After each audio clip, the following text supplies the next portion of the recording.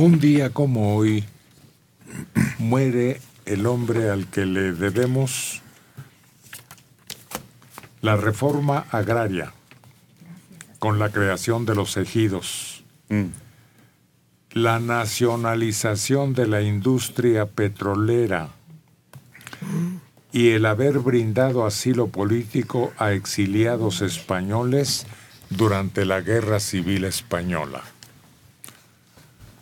Bastantes méritos, muy merecido el homenaje que hoy le harán. En el monumento de la Revolución. Siempre Y si fuéramos justos, también deberíamos de atribuirle la nacionalización de la industria eléctrica, porque él es el que crea la Comisión Federal de Electricidad. Y gracias a esto logró acorralar a tal punto las empresas extranjeras que cuando las compra López Mateos estaban prácticamente quebradas. Pero el que hace la iniciación verdadera, la causa verdadera de la nacionalización de la industria eléctrica también es Cárdenas. Pero los anteriores hechos relatados aquí, por eso la industrialización queda en muy segundo término, porque las hazañas que le distinguen son revolucionarias a fondo. Claro. Y además le llamaban la esfinge, porque era así como calladito, un perfil discreto, que por eso el que de algún modo ayuda a que quede en ese cargo, Calles, que sentía que era dominado, más bien que Cárdenas era así como su súbdito de Calles, cuando llega al poder, Cárdenas empieza a tener acciones muy fuertes, muy representativas para nuestro país. Él se ve involucrado en un conflicto laboral del sector patronal de Monterrey con el intento de varios grupos de hacer sindicatos que no fueran blancos, es decir, que no dependieran de la empresa. Y hay huelgas y lo amenazan los empresarios de Monterrey y le dicen, pues podemos parar la producción del país. No creo, dice, porque los trabajadores tomarían el control de las empresas. Creo que eso no les gustaría a ustedes. Pues tiene razón, ya. Se reconocieron a los sindicatos de empresa y si se crean las grandes centrales obreras, que entonces no eran charras. Pero para empezar, lo saca del país junto con el caudillo a quienes manejaban ese delicadísimo renglón. Y era su papá político, no es poca cosa que lo saque y que se vuelva contra ellos. Él le decía chamaco, al mudo, como le decían antes. Pero yo creo que, mira, me podrán decir, corríjanme, pero mi idea es todo lo que ustedes quieran de logros políticos, agrarios, estructurales, nos devolvió la dignidad y nos unió como pueblo.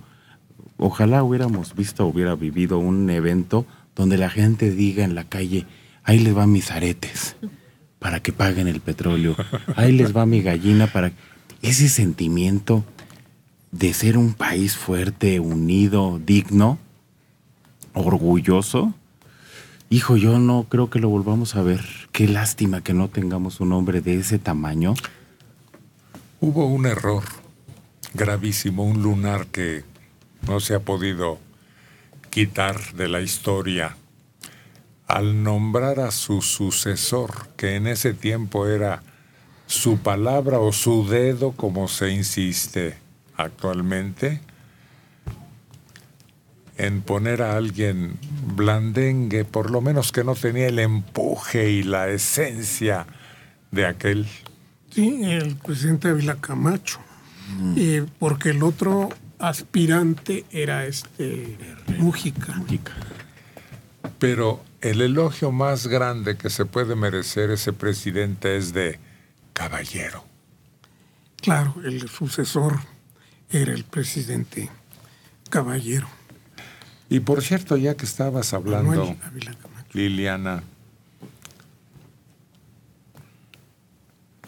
tenemos por aquí datos de Plutarco Elías Calles, años fue denominado jefe máximo de la revolución. Había nacido en Guaymas, Sonora, y era maestro, pedagogo, pero se volvió militar y político. Fue presidente de los Estados Unidos mexicanos de 1924 a 1928 y es una figura importantísima también para el desarrollo de este país. Maestro en Sonora, abandonó su lugar docente para el ejército revolucionario que lo incorporó. Ahí estaba Álvaro Obregón. Como capitán luchó contra el movimiento orozquista y después participó con las tropas de Obregón en el derrocamiento del presidente Victoriano Huerta. Alcanzó el grado de coronel por sus destacadas actuaciones militares en la lucha contra Pancho Villa. Sí. Y él, era el grupo sonorense. Hubo 3 presidentes sonorenses seguidos. Fue Adolfo de la Huerta, Álvaro Obregón y Plutarco Elías Calles. Y entonces en aquella época estaban construyendo el 3er piso del Palacio Nacional. Y estaba todo rodeado de andamios. Entonces la gente decía, es que lo están enguacalando para llevárselo a Sonora.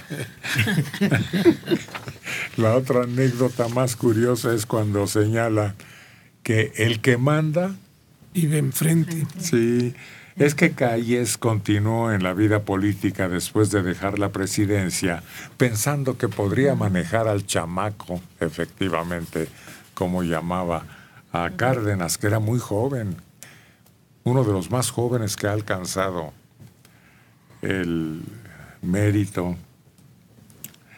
Pero le sucedieron, como dice Mario, Emilio, Pascual y Abelardo, y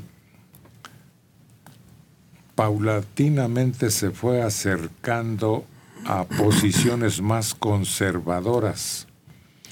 Y ahí fue donde Cárdenas le obligó a dejar el país y a exiliarse en California. Se ven las fotografías todavía de cuando está subiendo a la aeronave que lo manda al exilio y está en bata, en pijama. Sí. Creo Igual, que ni zapatos se puso, traía las babuchas. Igual le pasó a Morones, que era el dirigente de la CROM, que era el sindicato oficialista, la central oficialista de la época, también va para afuera. El que va por él a su casa es Luis y Rodríguez. Su hijo escribía en revistas, Luis Antón Rodríguez, y le dice el general, permítame que me vista, y Luis y Rodríguez le dice, ni vestirse en este momento se va, y entonces lleva una levita y se alcanza a ver abajo la pijama, exactamente para afuera.